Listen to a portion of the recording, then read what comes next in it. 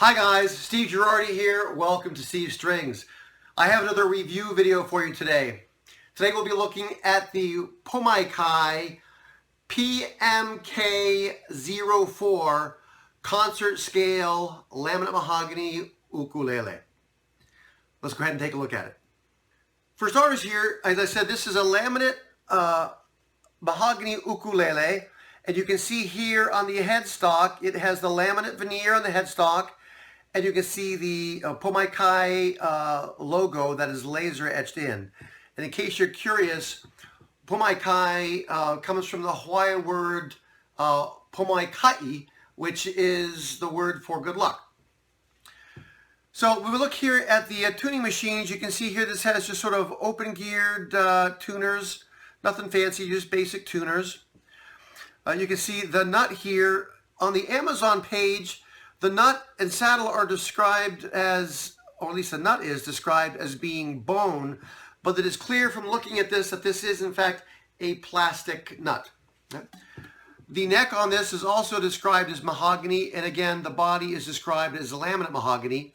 And you might be able to see that the back, although it's a laminate like a veneer, it is in fact book matched, which is kind of interesting. Right?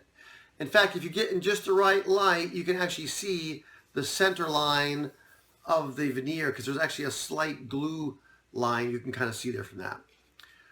Looking here at the body, again, you can see this here is mahogany, a fairly dark color to it. And again, this is just like a one piece, there's not seamed sides. And here on the rosette, you can see that it has some laser etching going on around the sound hole, just like a little rosette of chevrons with a couple of lines around it. The neck on this, again, is described as mahogany also, and the fretboard and the bridge are described as being black walnut. You can see that here on the fretboard there are position markers, though sadly there are no position markers on the player side. From looking at this fretboard, it appears to be like a bound fretboard. That is to say, the frets do not come all the way, at least the tang of the frets do not come all the way to the edge of the fretboard. You can see there, you really can't see the tang of the frets. That said, you can feel the frets. I'm not sure if you can hear that, but the frets on this, and particularly on the treble side, are a little bit sharp. The good news is that that's not that uncommon, and just kind of kissing that with a sanding sponge should take care of that right away. Let's go ahead and talk about the inside of this, and I'm not sure if you can see that. It looks pretty dark in there from where I'm sitting. But basically, this does have kerfing on the inside, but it is not a notched kerfing. It is a band of kerfing that goes all the way around on the inside edge on both the bottom and the top. But from looking at it, I can see that the kerfing does not always make contact with the soundboard on either the top or the back. There's actually, you can see like there's a gap. Because usually when they build these, what you do is you put the kerfing on and then you sand the edges to make sure that they're smooth and level. And the point of the kerfing is to not just reinforce the sides, but also have an increased surface area for glue contact. And in some areas they're not quite contacting. That said, there is a little bit of glue squeeze out going on in there, not a lot. And I'm trying to see if you can see the bracing in there. There you go. You can see on this brace, you can see there's a little bit of like fraying of the fibers there on the brace. It's just a little detail thing. It does look glued down well, but it doesn't look like it was like really cleaned up before the final putting the top on this. The only bracing that I can see in this are the one transverse brace you can see here on the back of the waist, and there's also one right here in front of the bridge. I can also feel that there is a bridge plate under the bridge, but there is no fan bracing going on the inside. Let's go ahead and talk about the finish. Now, I've already shown you the grain, which looks pretty nice, but in certain lights you can see that there are some finish imperfections. Mainly they're either like pooling, like right here, if you can see this, I'm not sure you can see this in the light. When you get this in the right light, you can see there's some pooling of finish here, and right here, there's like a little blob of finish. And here on the headstock also, you probably can't see it in the light, but there is some pooling of finish right here at the headstock, and here on the back as well. There's some pooling of finish. And again, on the back side right here also, you might be able to see that there's some pooling of finish basically right there. I think you can see that in that light. Is it a big deal? Not for me. I mean, it is there. That comes from spraying, and sometimes you get a lack of uniformity in the spraying, but it is present, so I wanted to point that out. So other than those sort of finish blemishes, it is worth noting that I did find something here that is a slight finish flaw, mostly related to the sanding of it. And hopefully you can see this here in the neck. Whereas most of the finish has sort of a satin finish, you may see, and you can probably hear that right here on the neck, I'm not sure how well you can see that, but there are some like scratches from like the sanding of a coarser grade of sandpaper that when they came back with like a finer grade of sandpaper, weren't really sanded out. And hopefully you can see them right there. They're like some of these diagonal kind of scratches you can see here in the heel, and also here on the other side. Yeah, there's a few scratches there, and also it's not quite as shiny as satin finish because it looks like the spray was not sprayed on quite as thick there, and there was not a uniform coverage, and so it's a little more of a matte there because of the grain. And again, this is end grain, which tends to soak up finish, and so that's the only other finish flaw. Now, from a playing perspective, it does not affect playing, and you can't even see it given where it is. But again, I wanted to just point out that did exist. So let's talk about the sound on this. This is tuned re-entrantly GCEA. And on some instruments, they seem to resonate more or like one particular string or note better.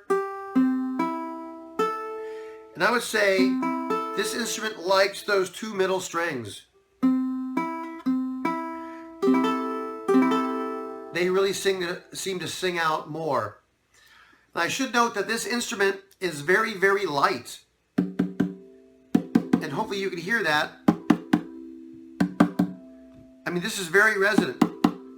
Just tapping that gets those strings ringing. So I would say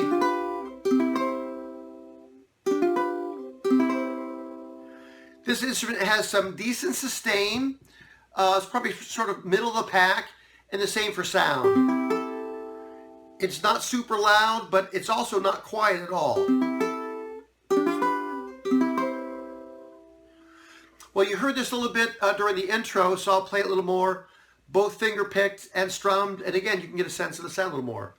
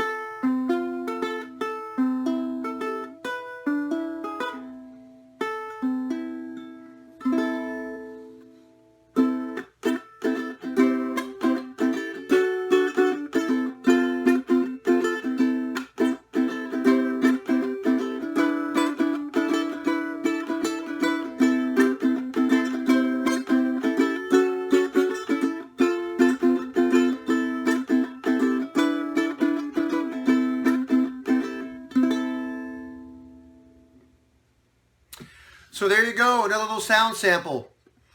I should say that I don't think I mentioned the setup on this, but the string action height at the first fret was 0.5 millimeters, and it was 3.25 millimeters here at the 12th fret. This instrument is on sale right now on Amazon for, looks like it's $61.99, and this is in November of 2021. The only thing that comes with this, other than the instrument itself, is what they describe as a gig bag, but this is really more of a dust cover. And you can see here, it's basically just a plastic sheet with one little plastic handle on it. Very, very thin material. Again, it's basically a dust cover. So it does come with that, so at least it'll keep the rain off it if you're going somewhere. So there you have it. A quick review of the Pomaikai PMK04 laminate mahogany concert scale ukulele. If you found today's review helpful, please give a thumbs up. If you'd like to see more of the videos that I do, please subscribe. Thanks for watching.